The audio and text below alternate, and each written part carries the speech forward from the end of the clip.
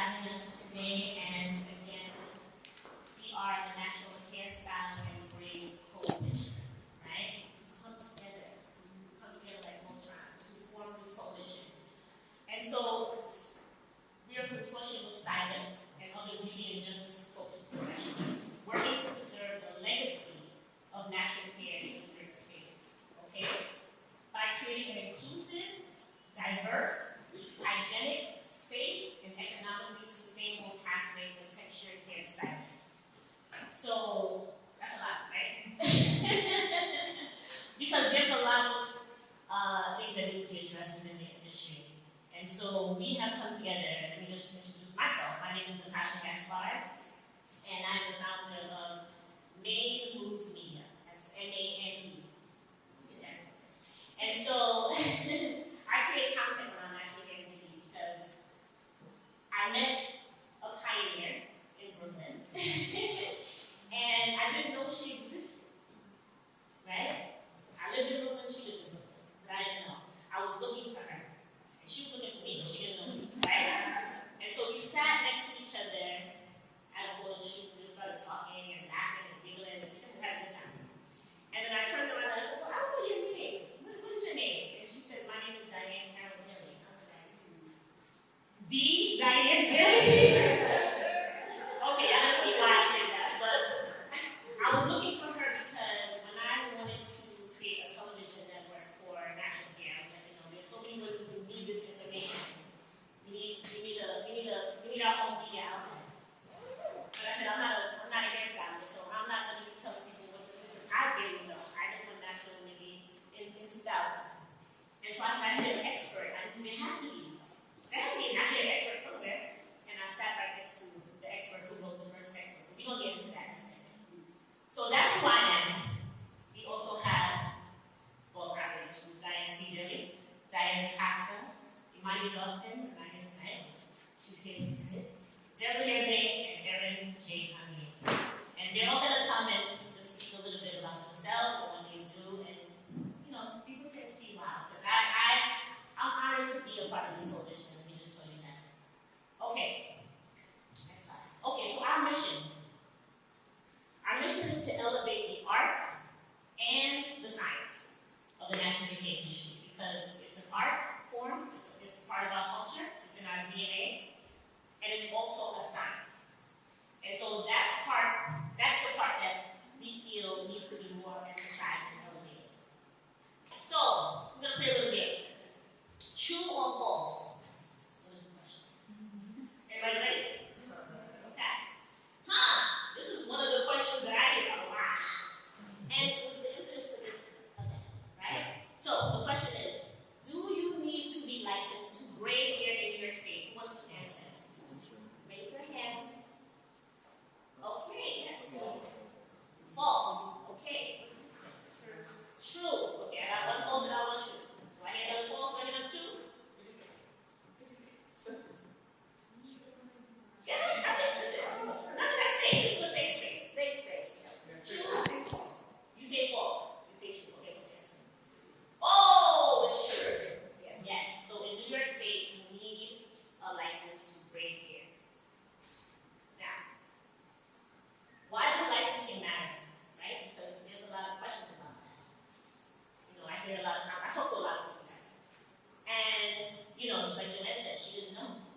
A lot of people did not know. Right? But now you know, so you can't say that you know. But why does it matter? Because it does matter. Some people think it doesn't.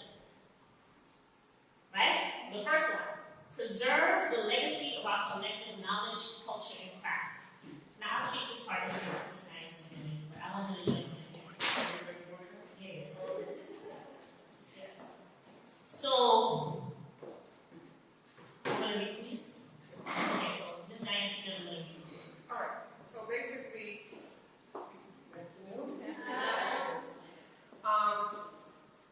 one of the things, and we'll talk about it a little bit more, but one of the things that we decided to do in 1992, 93, some of you were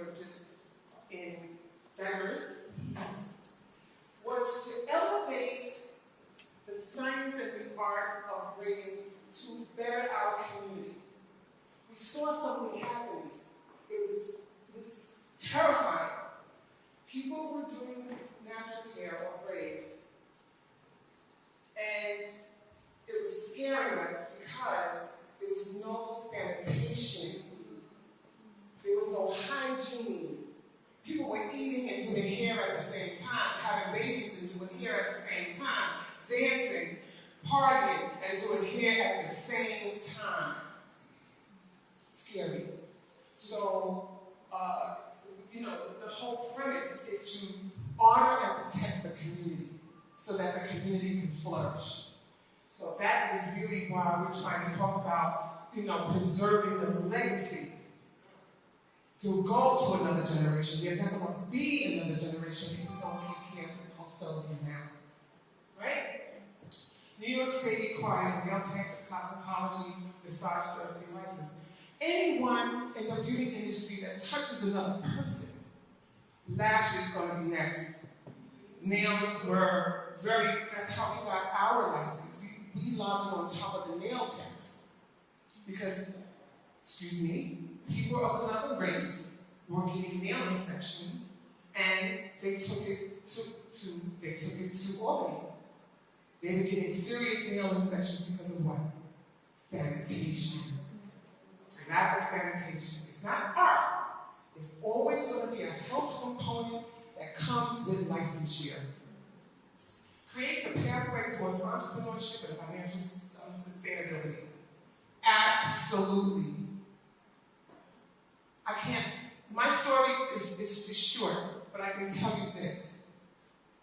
After I dropped out of college, I didn't know what to do. I said to my mother, should I go to Fashion Institute and do clothing, or should I do hair? And my mother said to me, I don't know about no fashion design, but I've never seen a broke hairstylist. Hey, never seen a broke hairstylist, and I guarantee you, those words permeated, and I guarantee you, you can have everything you want, every dream you ever desired to take care of your family and generations to come through this industry.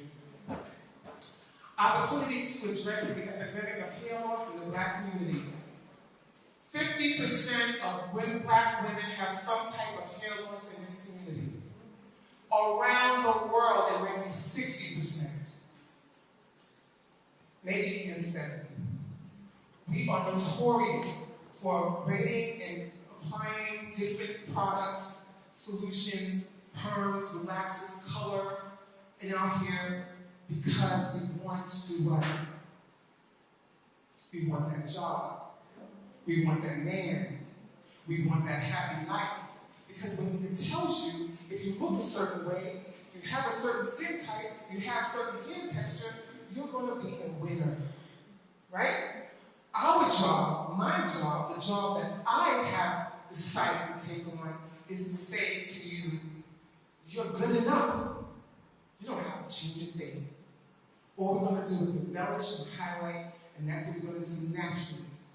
And you don't have to do anything else to yourself, all to yourself, to be successful. Financially successful means you're able to not just sustain, but to grow. To grow. I started my business in my home. It took me 6 years. I finally decided, one of my clients, I kept saying to my clients, hey, I'm going to open my own salon. So she said to me, yeah, well, when are you going to do it? I'm sick and tired of hearing you're going to open your salon. So then I decided to save my money, and I saved my money. And once I did that, I was able to take it out, and I opened one of the first salons, natural hair salons in New York City, Naturalista Hair Spa. It's doable. It's doable. I want everybody to know you can have multiple, not just one. Establishes a competency and helps between professionals and non-professional discernment. Okay, so there's this whole controversy around braiders with license and braiding without license. We don't want that. That's not who we are. It's not you against us. It's about we. we're together. What we do want you to do is take it serious enough to get the license so that you can have sustainability. And what I mean by sustainability, I mean so that you have the opportunity to open your own salon, so that you have the opportunity to buy your own house, your own condo, your own co-op. Stop renting. I want you to get into a mindset of ownership. It's only when you own can you lead forward. As long as you're renting, you owe somebody else. And so it is important that this mindset of licensure leads you to entrepreneurship, which will lead you to leadership. The demand for hair braiders at this time is really high. It is. There's no end to the demand for a braider. But it's not just a braider. We're going to take you to the next level of natural hair care. Currently, my assistant, Virginia,